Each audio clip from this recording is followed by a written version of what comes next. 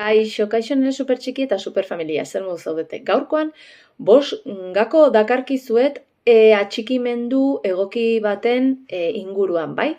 Txikitatik badakizute, egunetik egunera atxikimendu hau oinarri dela gerorako bere autoestimarako. Orduan, lehenengoa da aurrari modu sentibera batean erantzutea, bai? Begiratu begietara, joan zaite negar egiten dunean, hautz goxoz hitz egin, horrela aurrak ikasten du bere mundua aurre ikusten eta konfiantza garatzen du.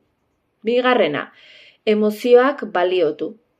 Ez gutxietsi, hori komendatu dugu, ez? Ohitura daukagu hori ez da ezer, ez? Beretzako bai, orduan esan diezaiokegu, izutu intzea, golpe eder hartu duzu, ez?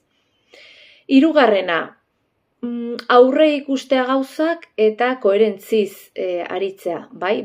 Errutina batzuk ezarri, promesak egite ditugu promesak bete eta muga argiak, bai? Konfiantza sortzeko. Laugarrena, berak mundua ikertu dezan ziurtasuna ematea, bai?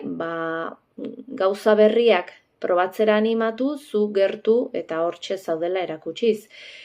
Bosgarrena, hor egotea, presente egotea berarekin, ez bakarrik horregonta mugikorrari begira, baizik presentzia afektibo eskaini entzun.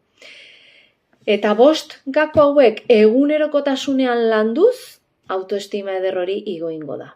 Beraz, interesatu bazaizu, bidali oraintxe bertan niri mezu bat, eta urriaren 7ko tailerrean itxoingo zaitut hau eta gehiago ikasteko. Venga, laster arte.